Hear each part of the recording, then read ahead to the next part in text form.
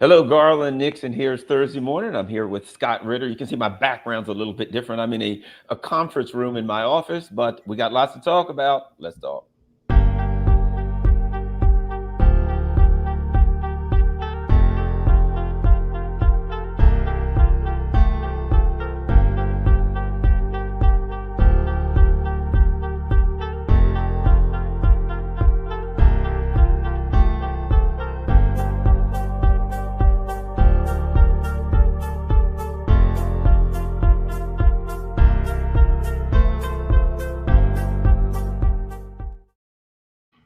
Hello, Garland Nixon here. A couple of things. Number one, scottritter.com. Go to scottritter.com. You can find all of Scott's good works there. And of course, and this is important these days with people trying to make it, particularly in alternative media being under assault, and they're finding more and more ways. Keep in mind, this is important.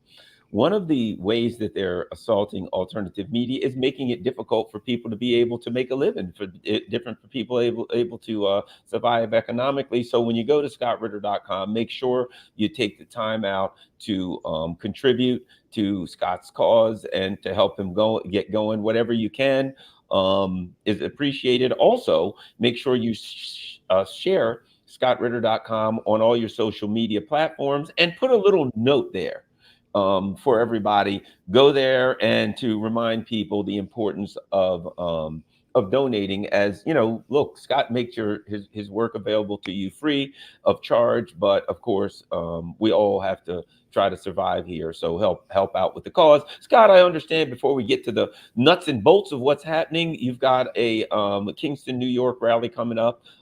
Big weekend, lots of things going on. Let us know what's happening, what people need to know. Oh, thanks. Yeah, on 28 September, there's a rally for peace in Kingston, New York. Gerald Celente is the host slash organizer. This year, Gerald reached out and wanted to have a particular focus, and he asked me, and I said that from my perspective, the most existential issue facing the American people today is the danger of nuclear war. And that was manifest this past weekend. I don't know if your audience is aware, but we all almost died on Saturday. The closest we've come to a nuclear conflict since the Cuban Missile Crisis. And the only reason why we avoided war, just again, so people understand what happened on Friday, Joe Biden sat down in the White House across the table from Keir Starmer, the British Prime Minister. Starmer had documents that he wanted Biden to sign off on, documents that would authorize the British to use American intelligence data, targeting data that the British would load into Storm Shadow missiles in the possession of the Ukrainians, who would then launch long-range strike missions into Russia. The missiles were ready to go. Ukraine had prepared a target list. There are British representatives on the ground. All Biden had to do is sign off. And with one stroke of the pen, he would have condemned us all to death, because the Russians had said, if you do this, it's an act of war. You will be a active participant in the conflict, and we will hold you accountable. It even got to the point where, it wasn't just Vladimir Putin warning them on Thursday night, because apparently that warning wasn't enough. Biden was still going to sign off because he thought Putin was bluffing. The Russian ambassador to the United Nations had to, in front of a Security Council session, say it's the equivalent of a declaration of war, and Russia will act accordingly. And then Anatoly Antonov, the Russian ambassador to the United States, had to make it even further. He said, I don't know what you're thinking here in the United States. You're thinking that there's going to be a conflict in Europe, and even if it goes nuclear, you won't be touched. He said, you will be touched. I don't know how to make it any clearer. The president made it clear what is going to happen. No ifs, ands, or buts. And apparently, a lot of former government officials who, advised the current administration called Antonov and said, what are you saying? He said, I'm saying exactly what I'm saying. The president's words were very clear. Don't play with fire. You will get burned. And they started calling Jake Sullivan, saying, this ain't a bluff. You guys think they're bluffing. They're not. If you sign this document, it will be World War III. It will be a nuclear war. And apparently they got into Biden. Biden was so mad. I don't know if you saw him. when they asked the question, what do you think about Vladimir Putin? I don't think much of Vladimir Putin. Well, he was mad because he'd been humiliated. He was told by everybody that Putin's bluffing. And so he went forward, was there, invited Keir Starmer to the White House. They were going to sign off on this thing. And then he was told that that will kill all Americans. And fortunately, he did the right thing and back off. But do we want to be that close to nuclear war? And that's the fundamental question. And that's why we're having this rally. This rally, in addition to, being a rally in the cause of peace, um, you know, peace is being attacked on a number of fronts. Free speech is being attacked. So we're going to have Andrew Napolitano, Judge Knapp, is going to come in. He's going to talk about free speech. We have a horrific situation in the Middle East with Gaza and such. Max Blumenthal and his wonderful wife, Anya Parampel, are going to come and they're going to talk about that. And then I've been asked to speak about the dangers of nuclear war. And so on September 28th, I'll be kicking off what I call Operation Dawn. And Dawn basically it's a challenge I have to Americans. What will you do to save democracy, to save America, to save the world through your vote in November? So between September 28th and Election Day, I am going to be asking Americans not to give their vote away. I know there's people out there say, I'm Trump. I know there's people out there say, I'm Harris. There's a lot of people out there say, I'm Stein. Don't say that. The second you say that, they don't care about you. You don't matter anymore. You're put into we already got that vote. I don't care. They start caring about the people out there, especially in a close election, who are undecided. And then they have to earn their vote. And so those people pick issues like abortion, like immigration. And then what you see is you start to see a bidding war between Trump and Harris on abortion issues. They look at the polls. Trump goes, oh my God, we're not doing too good. I have to say this, that, and the other thing. Harris says, well, Trump did that. I have to double down on this. Boom, boom, boom. And the only thing they start talking about is abortion. Why? It's the only issue that counts because the undecided votes made it count. Or immigration. You see them wrestling on that. I want them wrestling about nuclear war because we didn't almost die last Saturday because of abortion. We didn't almost die because of immigration. We didn't almost die because of Gaza. We almost all died because of a nuclear conflict that nobody's talking about. Nobody's talking about the danger of it. All these other issues are important, and I'm not pretending that they're not. But you can't pursue your cause if you're dead. And if you don't stop nuclear war, you will be dead. So I'm going to invite people to physically come to Kingston to tune in. It'll be streamed live.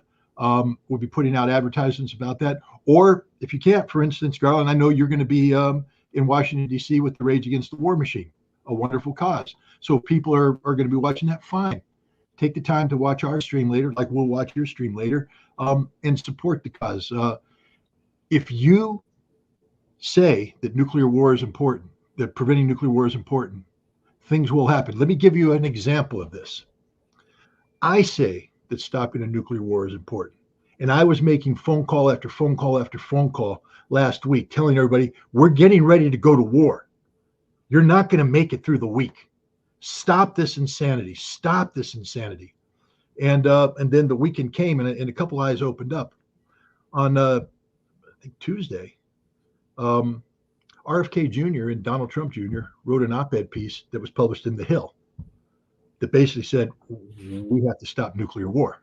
Now, what's important about this? One, I agree with everything they wrote in there. It's actually a very well thought out, balanced concept. And it basically says this war in Ukraine has to stop. We can't allow our nation to commit suicide on behalf of Ukraine. We have to negotiate an end to this, and we have to do business with Russia. We can't be treating them as an adversary anymore, and we have to stop this madness, this mad rush to nuclear war. Now, why is this important? Because both of those individuals are advisors to Donald Trump. I would like to believe that opinion piece wouldn't have been written or published without being reviewed by the Trump campaign and told, go forward. Now, they might be floating, running up a flag and seeing what's going on there, but that's okay.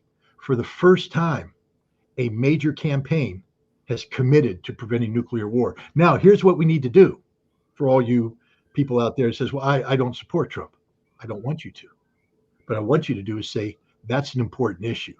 I'm listening. I'm looking. And you know what's going to happen? The Harris campaign is going to go, we're losing, just like they do with abortion. Just like we're losing traction here. We're losing traction. They're going to have to come out with their plan on how to prevent nuclear war. And then the Trump campaign is going to have to fine tune theirs. And now we got a bidding war over how to stop nuclear war. And that's where we want to be. That's where we want to be, so that whoever gets voted in on November 5th has as one of their major parts of their platform preventing nuclear war. And then we can get on the business of sorting out all the other problems that America faces, and domestically and internationally. But we can't sort any of those unless we prevent a nuclear war. So that's what Operation Dawn is about. It'll be kicking off on September 8th, 28th, in a rally in Kingston. Come down. The more people we can squeeze into downtown Kingston, the better. The more people that watch, the better. And from my perspective, it's an operation that's going to continue through Election Day and after, because a key. It's like anything about leadership. What's the fifth and final step of supervision? Okay, so we elect these people, whoever it is. We have to supervise. Remember, they work for us. I just want to remind everybody of that. The President of the United States works for we, the people of the United States of America. We hold them to account, or her. And once they get elected, if they've made a commitment, we have to hold their feet to the fire. And on this one, it's very important, because one mistake, guys, and you're all dead. And we almost all died last weekend. Go back and review what happened. Think very carefully about what happened and ask yourself, is that really how I wanted to spend my weekend? Being killed by a nuclear blast or dying from radioactive fallout? Because we were that close. And Annie Jacobson's written a book called Nuclear War Scenario. It's a work of fiction, but it's derived from talking to experts on nuclear war planning. You know how long it takes for the world to end, Garland? 72 minutes. From start to finish. 72 minutes. That's a blink of an eye, guys. You almost all died last weekend. What are you going to do to stop it? Join us in Kingston. We have a plan. Help us implement the plan. Okay. Do you have the info on your scottritter.com website about that? If somebody wants to find out, what time, where they need to be, all that stuff? Yep. We've already published a flyer, but I'll be publishing more, and there'll be a lot of publishing going out this week. But I just wanted to alert your audience to the fact that that's happening on the 28th. And, we're going to move, come to scottritter.com, and you'll find the links. And I said, support us any way you can. And I feel sorry for the guy named Grizzly in your chat who says it's bullshit. Grizzly, I don't care about you. I mean, if you want to die, go die. There's plenty of ways to die. Jump off a bridge, go drown yourself, do anything you want. I don't care. But I don't want to die with you. And I don't think everybody else listening wants to die with you. We're not going to participate in your suicide, and calling bullshit on this nuclear threat. That's suicidal. I always go back. I go back to this many, many times. So people that listen to my channel all know, if they're like, oh, well, there's very little chance that'll work. I always go back to Spock and Kirk. And it was always the Romulans or somebody were after him. And Kirk would come up with a plan. I know you know where I'm going. And he'd say, okay, we're going to hide behind this. We're going to get a gravitational field of this planet, blah, blah. And that's what we're going to do. And Spock would always say, but Captain, by my calculations, your plan only has an 11.62% chance of working. And Scott and the captain would say, you got a better plan, Spock? And Spock would say, Mr. Sulu, full speed ahead. Because 11.62% is better than zero. And if Scott's plan only has an 11.62% chance of working and saving us, I think we should move forward with that plan. All right. Now, let's Damn it, Spock. I'm a doctor, not a magician. I love that show. I love that. It was awesome. But at any rate, and there was always the guy with the little red suit when they landed on the planet, Ensign something or other, and you knew he was a dead man. He was dead man because first of all, he didn't get his name. Yeah, exactly right. Yeah, and he had a red, and whatever creature, when they're like, you stand behind this boulder, and we'll go around here and see if we can find. You knew when they came back around the boulder, the red suit was going to be like they're empty, and his body was going to be dust or something. Have you seen the movie Galaxy Quest?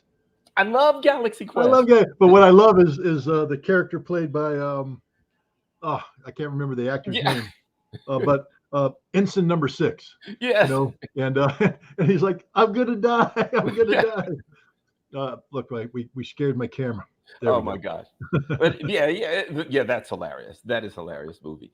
Okay, let's move on. Now that we've gone from nuclear war to laughing, which is what you got to do. You got to laugh in life. You know what I mean? What the hell? But let's move on to this. Here's something I think interesting. Notwithstanding PagerGate, the Israelis got an interesting surprise, as did the rest of the world. The Houthis, I doubt very seriously if they developed this on their own, but apparently a missile flew from Yemen. It struck a target in Tel Aviv. The Israelis won't really say apparently what the target is, but apparently this missile flew at 11, 12,000 miles an hour. It got like 11 minutes to cover a couple, whatever the case, the exact numbers. It was going fast as hell. It overflew U.S. and NATO and Israeli air defense systems. They were unable to stop it. And so the Ansar Allah, Houthis, whatever you want to call them, have demonstrated that they have the ability to strike any target in Israel anytime they choose. And there's nothing they can do about it. Very, very eye-opening scenario. Your thoughts on that, Scott? Let's put it in perspective.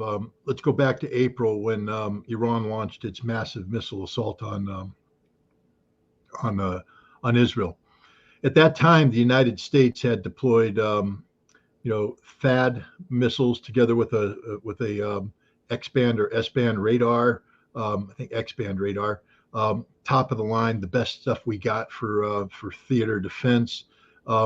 We had deployed the most modern variant of the Patriot, the PAC-3M or whatever it is. The Israelis had their David Sling and their Arrow 3 and their Iron Dome, and then the Navy came in and integrated their Aegis class destroyers and cruisers, all fed into over satellite coordination, communication, all tied into this giant missile dome to protect Israel. And then we deploy aircraft to provide concentric circles of defense out there. And the Iranians launched their attack, and the defense absorbs all the blows. It's like against Star Trek. The shields are holding, Captain, and the shields are holding. But eventually, it's the dilithium crystals running out. We're all going to die. And in the end, between 5 and 9 missiles, the advanced missiles that Iran had penetrated to hit the targets they were supposed to hit. And that was Iran saying, we can hit you anytime we want. We made you feel good with this. We got a lot of intelligence with the first stuff, but we hit you. But everybody were like, well, is that a fluke? What's going on here? These weren't the best missiles. It wasn't the hypersonic missiles, but these had separating warheads, maneuvering warheads, accelerating warheads, decoy warheads, and Israel couldn't get them. But everybody's like, it's a fluke. So the United States doubled down. We sent delegation after delegation over there to fine tune this defense. General Kurilla, the commander of Central Command, the U.S. combatant command responsible for Israel, was in Israel twice in the last month, having high-level meetings. And one of the things he was telling them is that we're here to defend you. We're not here to participate in your offensive operations. We're here to defend you, but let's talk about the defense. And they had this thing locked down. They had Israel locked down, meaning nothing was going to get through. Now, let's go back in time. A couple months ago, the Houthis sent out a press release, and they said, we have done a static test of a hypersonic booster. And I've been involved in missile testing, not so much on the American side, but inspecting the Iraqis. I reverse engineered, a couple solid rocket motor programs, a bunch of liquid motor programs, and we brought it all the way down to testing. And I've been also involved in monitoring Soviet missile development. So I know, and then I worked as a counterintelligence guy at a U.S. factory, and I understand how we test missiles. I will tell you what, there's no missile in the history of either the United States or the Soviet Union that went operational after a single static test of its booster. But the Iranians went static test, boom, yeah. And then they said, static test of the second stage, boom. Flight test, it works, it's operational. And I'm going, yeah, what you guys did is you received design drawings and things of that nature, the whole formula and everything from the Iranians, and you've developed an indigenous manufacturing capability that basically, produces Iranian missiles, and you're calling it Yemeni missiles. But then they said it's operational. And that told me that they've got them, and they don't just have one; they have dozens, maybe even hundreds, um, waiting for the right time. And the right time was last week. They fired it. Now people say, well, why did the Houthi do this? Well, because if Hezbollah fires a hypersonic missile, that's giving away a capability, and it's also an escalation. Hezbollah has maybe 1,000 of these hypersonic precision guided missiles. Iran has maybe several thousand of these. Again, the Iranians gave them the missiles that Hezbollah have. Iranian gave them the design, and Yemen has an actual missile manufacturing capability, and Iran gave them the design. They're manufacturing it. So the Iranians in Hezbollah have these missiles, but they can't be the ones to demonstrate capability because that's an escalation. The Houthi don't care. They're like the honey badger of the Middle East. They're just like honey badger doesn't give a damn, you know. And the honey badger fired a hypersonic missile, hit the target, but it didn't just hit the target. It penetrated literally the most dense, technologically advanced missile defense system the world has ever seen.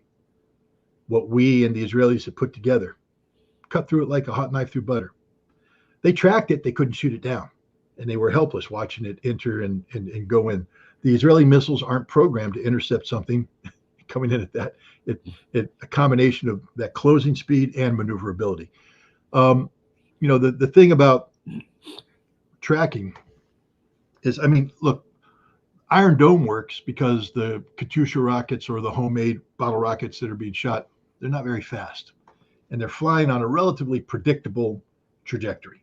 And so Iron Dome picks it up and it categorizes, assesses threat potential, and then they fire off the things, one interceptor per rocket, and each interceptor is assigned a rocket, and they tend to hit it because these are slow. Now you can overwhelm the system. That's something Hezbollah has perfected, to come in with so many that you can't shoot them all down and you exhaust. Or you can, another Hezbollah technique is sprinkle in rockets of different capabilities, because that radar that's looking, if you send 40 rockets flying at the same speed, the radar picks it up, boom. But now you send 40 rockets, the radar's locked in, assessing, the algorithms being developed, targets are being prioritized, and all of a sudden you throw in 12 that are going faster in a different trajectory, and the radar can't handle it. Those get through, hit the target, and they're done.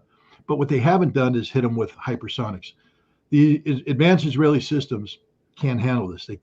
They can't handle the combination of speed and maneuverability. They can only handle maneuverability if the weapon comes in at a predictable range. They're able to lock on it, and then given the speed, the reduced speed of maneuvering warhead, they're able to send interceptors that can track and destroy. But if you come in hard, you're not coming in on a ballistic trajectory, you're coming in on a straight trajectory that's maneuvering. There is no prediction taking place. So automatically that an original tracking radar, it's just spitting out nothing. It's going, we can't track. So now you got to get a different kind of tracker on there, whether it's going to be a visual tracker or a heat tracker or a radar tracker that actually tracks as opposed to detects. And then you're going to be firing an interceptor at it. But now if you have been optimized for the closing speed, it's never going to catch up. And that's what you saw. You saw the Israeli missiles, the interceptors, going to where the missile wasn't, because they were doing anticipation. They're firing off, and then the missile just makes a little deviation, and they miss, and the missile hit its target. One Houthi missile hit its target. And the message they were sending is, when we launch 1,000, Israel disappears. And I think that scared the living out of the Israelis, which is one of the reasons why I think they started doing what they're doing with Hezbollah right now, because they were scared to death. This wasn't an act of confidence by Israel. You don't give away this case. You know how many years it took for Israel to do this? I mean, the intelligence involved, they had to set up a front company, buy the front company. They had to establish a credible track record, enough to fool Hezbollah procurement managers. And then they had to make sure that, they sent in a test batch that didn't have the explosives to build confidence so that they would come back to them. And then and only then did they, slip in the things that go boom. And then they have them there. And I would imagine that the plan was to detonate all this as Israel's making a massive incursion into Lebanon, because then you disrupt Hezbollah command and control, create chaos, and you take advantage of that. You exploit that. There's no Israeli advance taking place right now. The Israelis blew off this capability. Now, they say that was only 2. They got many more. Maybe they do.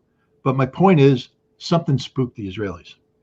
And what spooked the Israelis was a Yemeni hypersonic missile that penetrated their air defense. And the Israelis, look, I worked with the Israelis a lot in the 1990s. During the Gulf War, Iraq fired like 48 or 49 Scud missiles against Israel.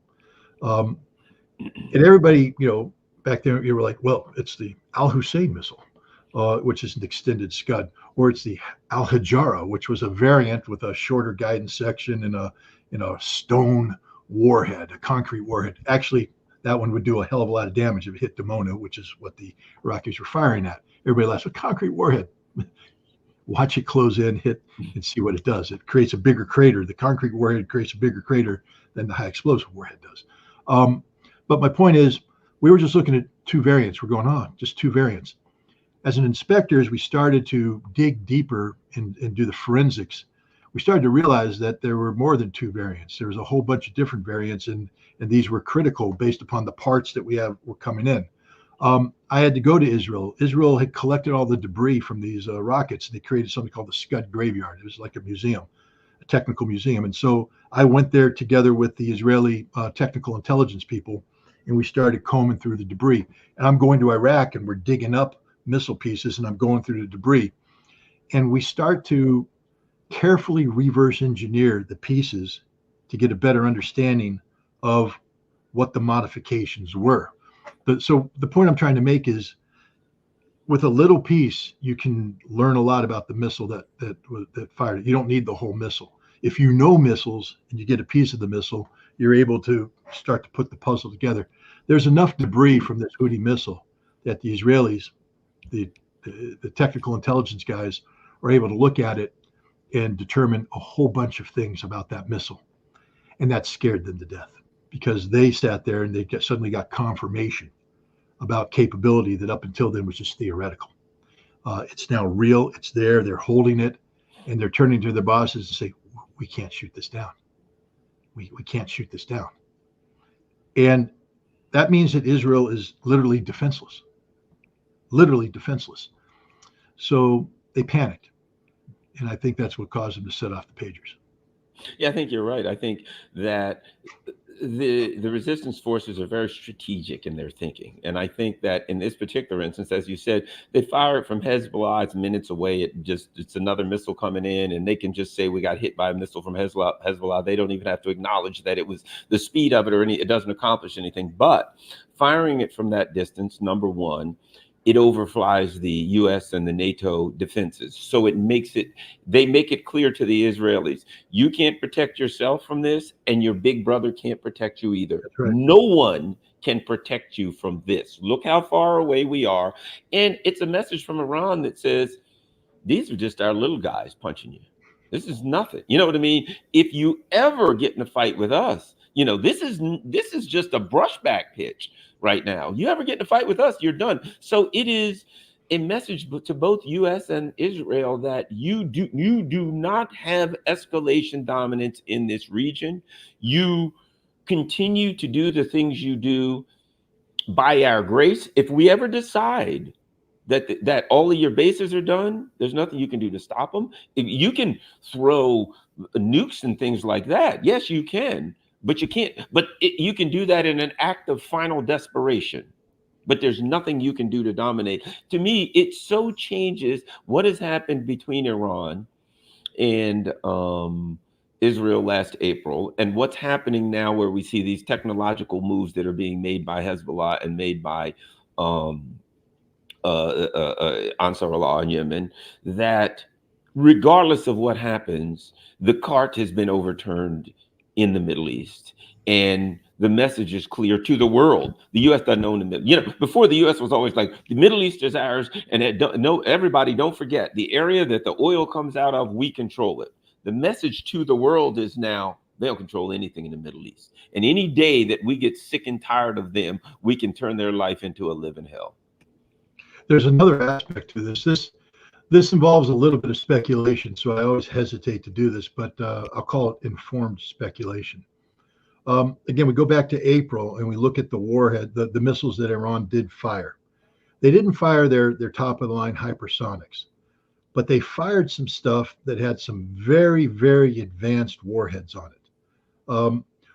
And one of the warheads deployed numerous decoys.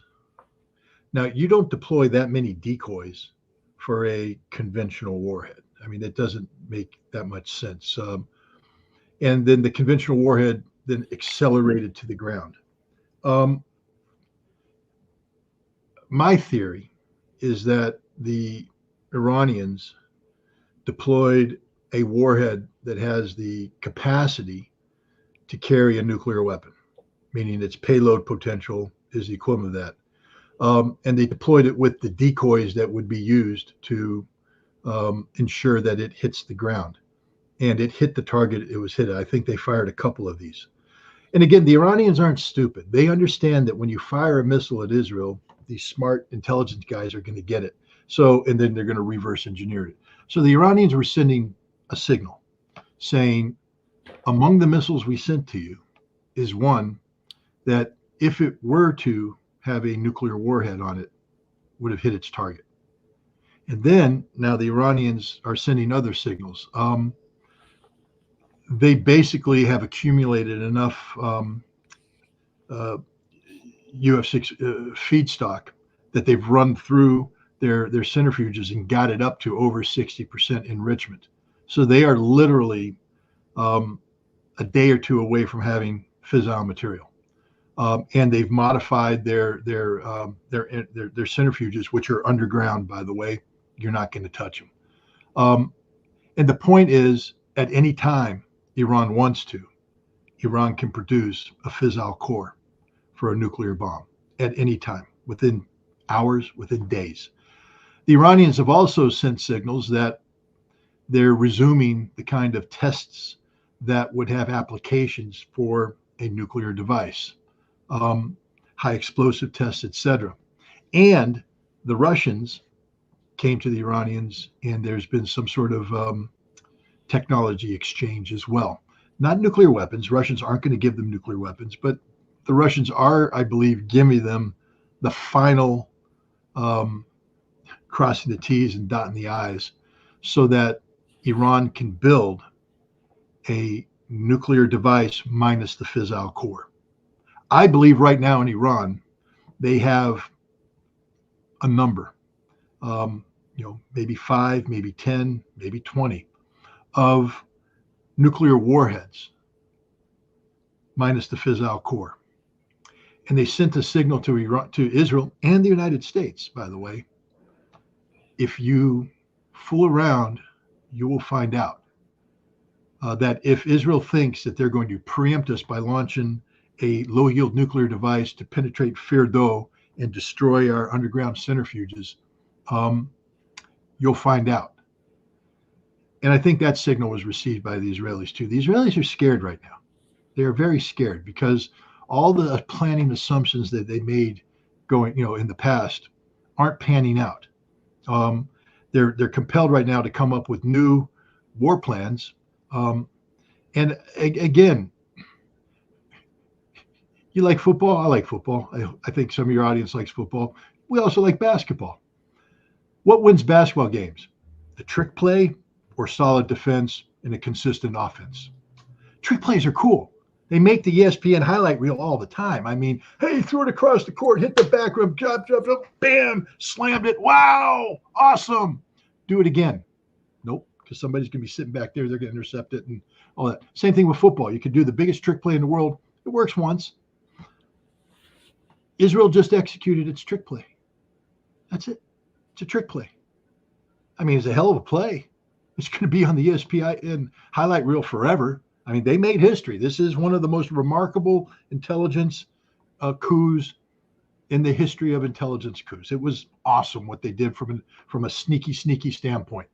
Kudos to you, Israel. Yay, you win the Mossad Operator of the Year award. Um, but Hezbollah still exists. Iran still exists. You're not going to get to pull that trick play off again. You need consistent offense. You need consistent defense. And that's what I believe Hezbollah has. And that's what Hamas has demonstrated. That's what the axis of resistance has. Israel used a trick play, but now it's done. The game, there's still a game left to play, 2 quarters, and Israel's behind. And they just played, they used their trick and they didn't even catch up. So I'm not one of these people who say this is Israeli dominance reestablished. I'm saying, no, it was a hell of a trick play. But the hypersonic missile is dominance. And what I believe is the undeclared yet heavily hinted at Iranian nuclear potential. That's dominance. And it's changed everything because the United States has to factor all this in too. We don't want an expanded war. We don't want this to spin out of control for any number of reasons, but especially because we have a election coming up. And the preferred candidate for the Biden administration isn't going to do well if we find ourselves in a Middle East war where Donald Trump gets to say, when I was president, well, I never got you involved in a war. Well, okay, but people believe you.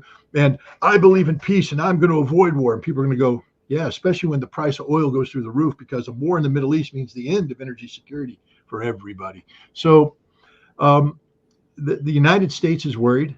Israel's worried. Hezbollah's angry. Iran's angry, but they're not scared. I don't see any fear in them. I see them saying, oops, we got to tighten up our defense a little bit here. But I don't see fear on the part of Hezbollah. They're not begging for a ceasefire. They're not begging for this war to end.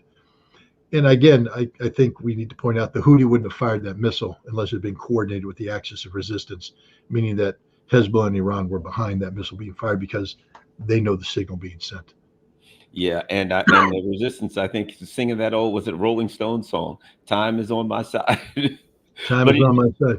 yeah, that's Let's right. make it clear, too, that what the Houthi did, fire that missile, was a military action. What the Israelis did in setting off the pagers was an act of terrorism, 100% act of terrorism. You can say what you want. I will tell you this, that the United States would never have pulled off something like that because it's so indiscriminate that it automatically qualifies as an act of terrorism. The Israelis do it because they are a terrorist nation. They are a nation that is already known to be more than willing to commit genocide against innocent Palestinian people. And so, it was an act of terrorism, and we have to keep that in mind too.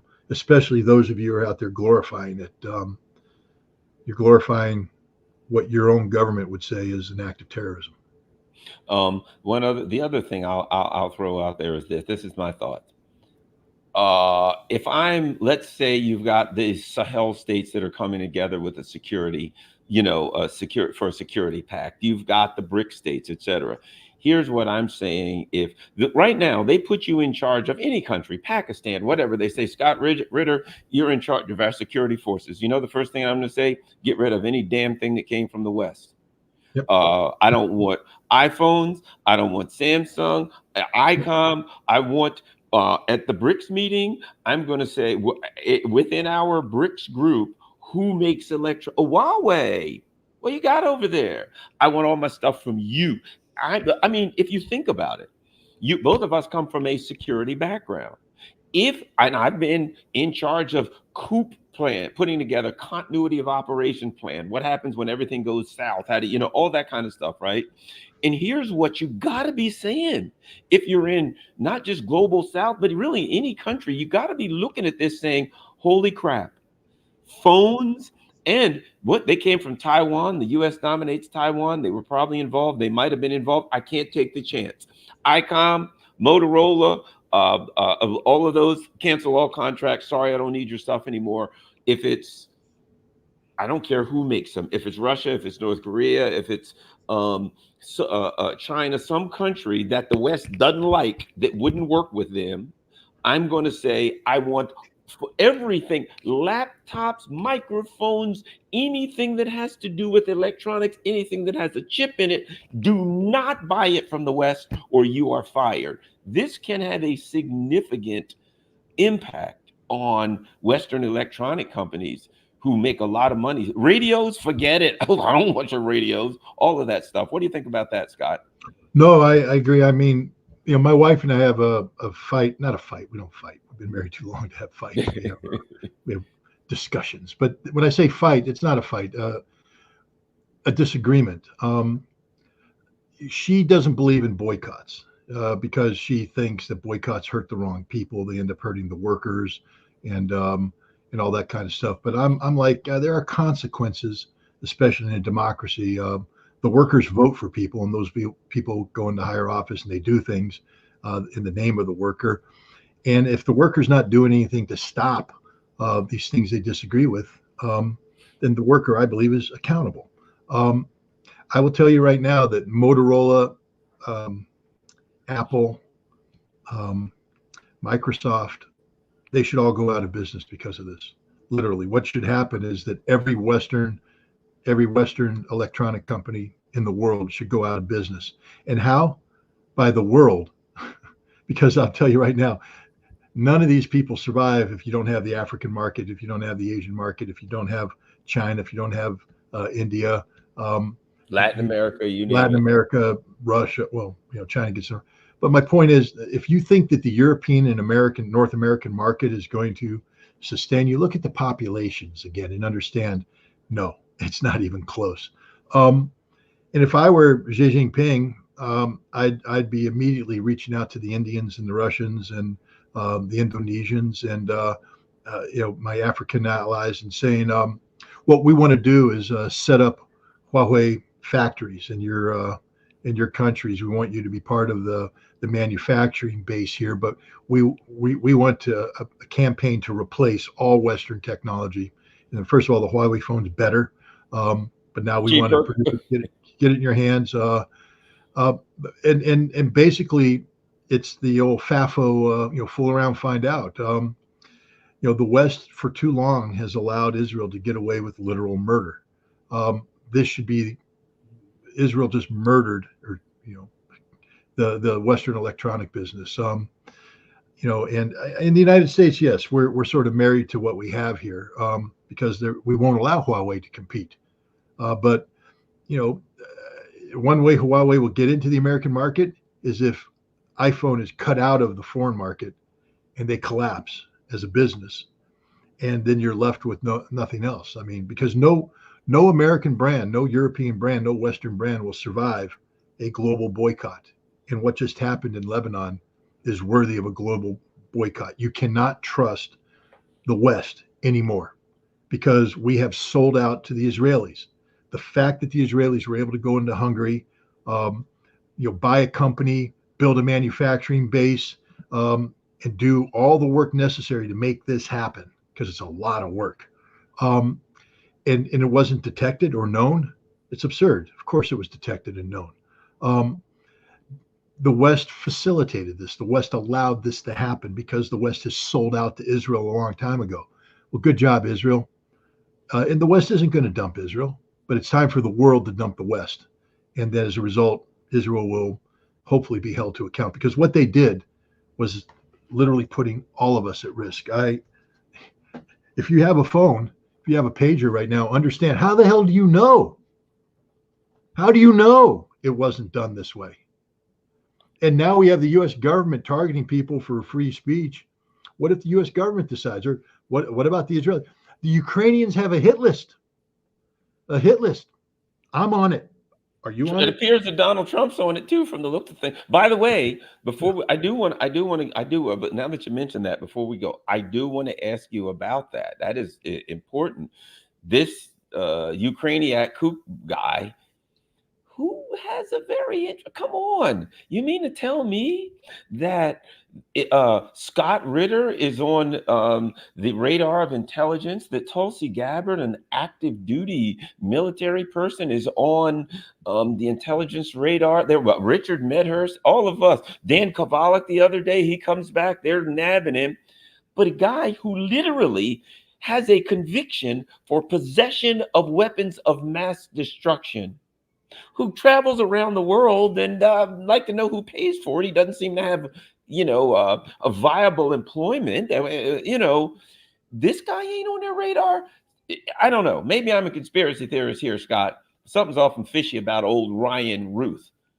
Well, I have to be careful what I'm getting ready to say because I don't want to come off as a conspiracy theorist myself. But this is a no kidding thing here. I was approached in July by overseas entities of high reputation who said it's essential that they get in touch with RFK Jr. and Donald Trump. And I said, well, what makes you think I can get in touch with RFK Jr. and Donald Trump? They said, well, you're the one we trust. We have to put them on notice. And these are people who have a presence in Ukraine, that Ukrainian intelligence is trying to kill them. And I went, well, why don't you go to the FBI legal attaché in Kiev and report that to them? They said, we can't because they're involved. And I went, well, now we're getting into world. What am I supposed to do? Call up RFK Jr. and say, well, somebody called me from around the world, says that the Ukrainians are, just going off. I'm putting on my tinfoil hat going, woo-doo, woo-doo, woo-doo, woo-doo. And they keep calling me saying, no, this is serious. This is as real as it gets.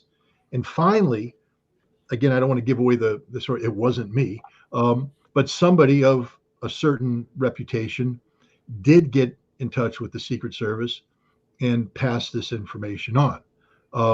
And again, the source of this was not happy because they said they're involved too.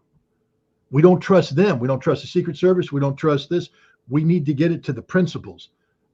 I don't know if it got to the principals or not. I can't say that. All I can say is that when this came up, I contacted these people and I said, is this what you were talking about? They said, yes. I went, well, this is big. But then, I don't control this. I'm putting it out here now just because I'm trying to indirectly pressure these people to go public with this because this is big.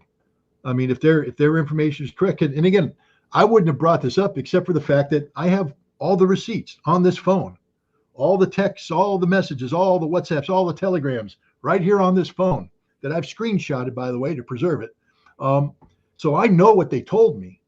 and I thought it was crazy back then. I was like, no, this is lunatic stuff. I'm not going to be the one, going out there doing this because, I have a reputation of being of sound mind and a good analysis. But then this happened and I went, damn, that's exactly what they said was going to happen. Exactly what they said was going to happen. And it happened. I said, is this it? And they went, yep. I said, well, damn, sort of a game changer, guys. What are you doing about it? They don't trust the FBI. Ron DeSantis doesn't trust the FBI. I don't trust the FBI. The National Security Division, which is responsible for investigating this, are also the ones trying to bring down Donald Trump. They're the ones stonewalling the Butler investigation. Department of Homeland Security is absolutely sabotaging everything. And the Secret Service is either incompetent, which they've never had a reputation of being, or they're in on it as well at some level. There's some sort of collusion going on to create windows of opportunity that can be exploited by outside resources. And a window of opportunity was created in Florida that an outside resource got plugged into.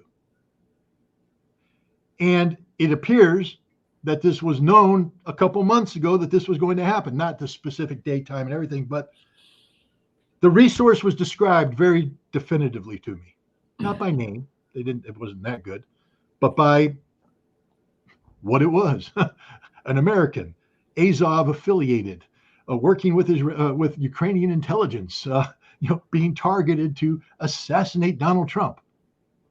Well, damn it, there it is. Hey, Secret Service, you're listening.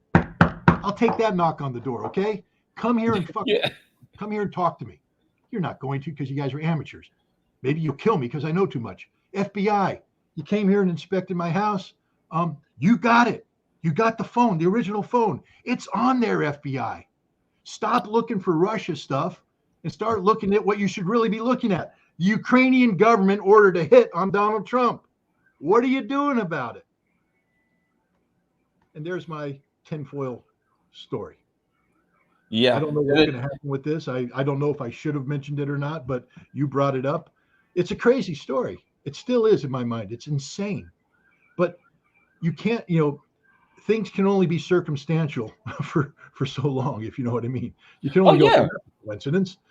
Well, that's an odd coincidence. When someone says, no, this, and this is going to happen, and this is going to happen, you go, nah, that ain't good. Then it happens. Do you really want to wait to let it happen again? So Which it FBI, will. please, Secret Service, please, you know where I live. Talk to me. And then go talk to RFK Jr., warn him, because his name's on that list. And talk to Donald Trump. His name's on that list. This wasn't Iran. This Right. was Ukraine. This was Ukraine working with American resources. Okay, this is insane where we're at right now in America. This is dangerous. And again, I hate conspiracy. I don't know, Garland, do you ever see me when somebody says, well, what about Building 7? And I'm like, well, that's the end of our conversation because I don't do those conspiracies.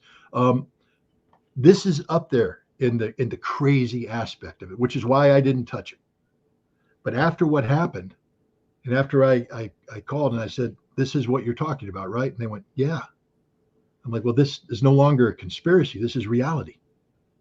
And at a minimum, it has to be investigated. It has to be taken seriously because if it's real, that means they're going to continue to do it. And this person said, it's not over. It's not over. They're not going to stop. They won't take no for an answer. They want him dead because he's the biggest threat to them. If Donald Trump gets elected, it's all over for Ukraine. It's all over. And so add this, the whole neocon project. The yeah, neocon project is we got to weaken Russia and do this and that to Russia, and then we have to go after China. No country, except especially in Eurasia, can rise to the level that it could threaten. Blah blah blah. It's the death of the neocon project if Donald Trump comes in and says we're going to do a deal. Now, that's what the people want, and it's in the best interest and the safety of all of us. But if Trump or anybody else says we got to negotiate it into this thing, the neocon project, the Wolfowitz doctrine perishes in that moment. And they ain't ready to let it happen that easy. And again, I just want to remind people that RFK Jr., who, by the way, is marked for assassination by the Ukrainian government, according to this information, and Donald Trump Jr., who's very close to his father's campaign, wrote an op-ed that was published in The Hill that talks about the absolute necessity of a negotiated end to this conflict. The last thing Ukraine wants. And again, I'm not part of the campaign, don't want to be. I'm sure they don't want me to be. But I just would imagine that those two people couldn't have written this and published this unless it was given its blessing by Trump. Again, he might be running up a test flag there to see how the public reacts to it. But this isn't theoretical. It isn't theoretical when you say that Donald Trump would theoretically accomplish the following if he were elected president. It would be the end of the neocon movement. It would be end of many other movements. It would be the end of the establishment as it's currently configured. And this threatens so many power centers throughout America, power centers that are in government and out. Again, I want your audience to understand I'm probably going to get me killed, but I did not commit suicide. You're already on the list. Trust me, I probably am. I'm just ghostly on the list. My name's not on there, but I got a safe place on it. But the FBI's National Security Division is a power center outside of the normal. They are an entity unto themselves, a lawless faction that can do anything they want, and they work in cahoots with another one, which is the National Security Division of the Department of Justice.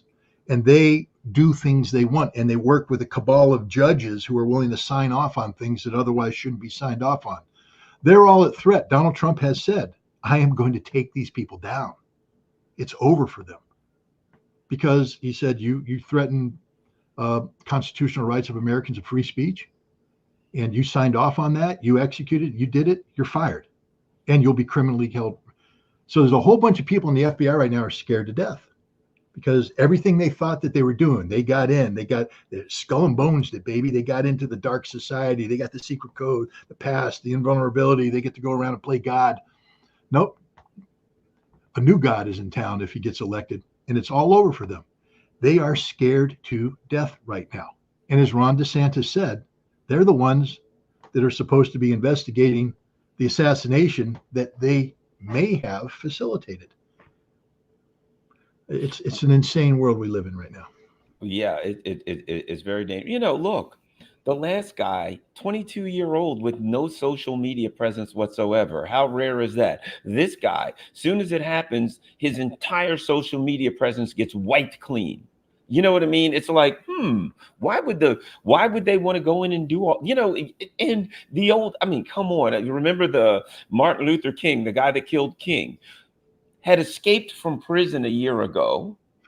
Somehow he got two fake passports.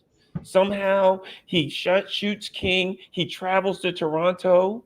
He travels to England. He's now heading for Rhodesia or South Africa or something. And where do you get money and fake passports and all that crap and travel the world when you're a friggin' escaped convict? The guy who allegedly shot King. And again, this guy, he fits the patsy thing, a few cans short of a six pack, as they say. And now the guy's flying back and forth to here and there. He's writing weird books. It's always the same thing. So at any rate, Scott, I don't think, what's funny? Oh, they'll knock on your door because you spoke at the St. Petersburg International Economic Forum. Oh, we want to know what you did and everything, Scott. But as soon as you say, hey, I think they're trying to rub out Trump, you ain't hearing from.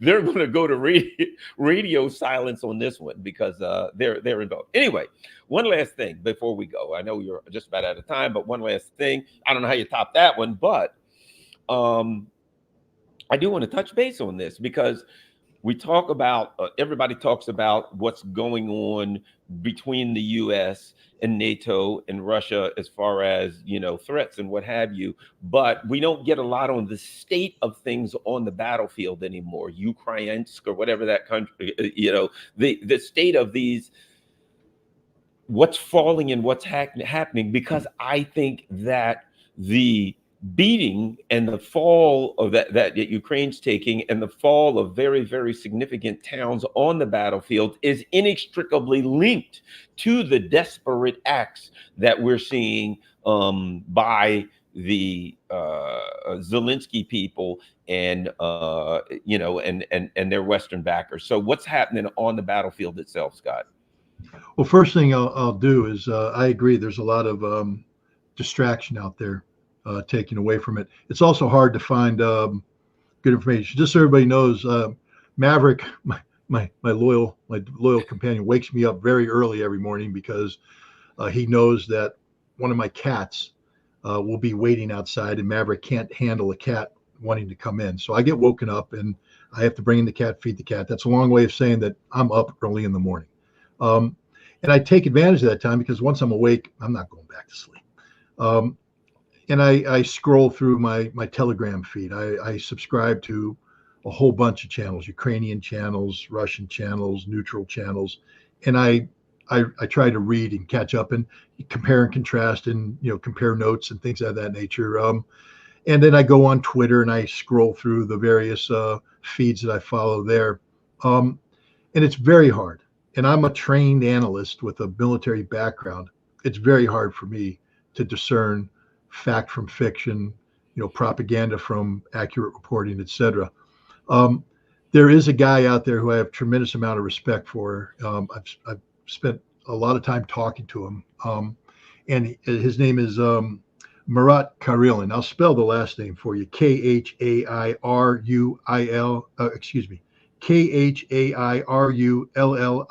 First name Murat, Marat. He has a Substack. It's free. He is a combat frontline reporter. He is in partnership with one of the best military cartographers you're going to find. So in addition to outstanding text reports, written reports, he has maps that you can look at and they make sense. And I read him um, religiously, and he gives a daily or sometimes twice a day update on the battlefield. Um, and it is fantastic, the accuracy that's there and the consistency of his reporting, meaning that if he reports it, it happened. Um, he doesn't get ahead of himself. He's not one of these guys that has to retract a story. He reports it because he's there on the ground. Now, he can't give away national secrets. Of course, some of the things have to be dumbed down for the audience. But if you guys are if you're like most people and you don't have a dog waking you up at 3 in the morning and then you have 4 hours just to scroll through Telegram and Twitter, if all you have is a half an hour to catch up on the battlefield, reading Marat's Substack will get you where you need to be in terms of accurate information about the status on the battlefield. And the status is right now again that Russia is winning. Kursk, the Ukrainians have been desperately throwing in reinforcements. They're being slaughtered. It's a war of attrition where the exchange rate is not in Ukraine's favor. And the Russians seem to be happy with letting Ukrainians dig in and die. They're not making any big arrow push to sweep the Ukrainians out of Kursk. They're saying if you want to send more in to die, please do. We'll kill you too. On the eastern front, the Donbass front, Zaporizhia front, even down in Kherson, the Ukrainians are just losing manpower and equipment at rates far greater than they can be replaced. The Russians are in a very steady fashion exploiting the gaps that appear in the Ukrainian defenses, and they are advancing at a steady rate. Their attacks are designed to achieve outcomes. They're moving on Pokrovsk, but the Ukrainians have reinforced that significantly. So why beat your head against a brick wall? Why not outflank it, attack the flanks, hit lines of communication, sever logistic supply routes, and force the Ukrainians to withdraw from Pokrovsk as opposed to you having to force them to make? The Russians are very smart in the way that they're pursuing this battle. It's a very measured thing. And again, they're killing so many Ukrainians, wounding them, and the Ukrainians simply don't have anybody to replace them. And those that they do replace, they're very low quality, and they end up getting killed even quicker, or surrendering, or getting wounded because they don't know what they're doing. This is a very complicated battlefield. That's the other thing that Marat brings to bear. On occasion, he'll write a report that just talks about what it's like to be a frontline soldier, and it'll put the hairs up on the back of your neck. Anybody who thinks that war is glorious, anybody who thinks that war is something where you want to go and be heroic, read some of Marat's reporting, and you'll understand that war sucks. It's the worst thing ever. And even when you're winning, you're losing because it just sucks. It's so bad. And then you also realize the heroism that's involved, the daily heroics of people just trying to survive and all that. A very good resource, one that I would strongly recommend to people. But again, based upon that and other things, my take is that things are going exactly the way Russia wants them to go on the front line. Yeah, they took a big hit in Tver. That ammunition dump that was designed not to blow up, blew up. Again, you got to just sit there and go to Ukraine. I mean, I'm not supporting Ukraine. I'm not, but as a military guy, I'm like, okay. It's the same thing in Vietnam. My dad was stationed in Vietnam. He was Air Force, and he was at Bien Hoa, and he's an aircraft maintenance officer. And one morning he woke up and Bien Hoa was blown up, baby. The Viet Cong got through the wire and they blew everything up. They ran down the flight line and shot up a bunch of airplanes. They blew up a bunch of bombs. And you just got to sit there and go, I guess we're fighting a real enemy. And if you're a Russian or sympathetic to the Russians or pro-Russian, understand this: the Ukrainians are a real enemy. They have real capabilities. They're very dangerous. And if you let your guard down, they will kill you. They will bring harm to you. And this destruction of that ammunition dump proves that point. Thanks a lot. Everybody, don't forget, go to scottritter.com. That's scottritter.com, where you'll get all the info on what and see all of Scott's good works. Follow him on Telegram and other places. Make sure when you go to scottritter.com that you donate to help keep Scott going. Share it on all of your social media platforms. Share scottritter.com, share the website, and also put a little note with the post reminding people how important it is to donate to keep Scott going. Also, don't forget, on the 28th of September, Kingston, New York, they're going to have their event. And it's not just an event. It's, Scott's looking to start a movement, and I guarantee he's going to be successful. So make sure you, if you can make it. If you can't, just follow it on, it will be live streamed.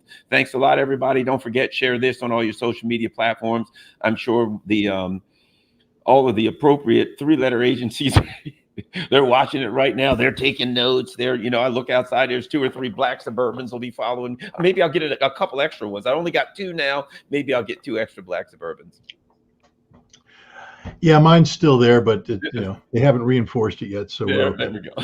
All right. Thanks a lot, everybody. Have a great day. Don't forget, and share this on all your social media platforms. Follow me on Rockfin. Follow me on Telegram. Follow me on Rumble. Don't forget Rumble. And if you can afford Patreon or whatever, buy me a coffee. Sure. Donate here too. Thanks a lot. We're out. Oops. I clicked on the wrong thing.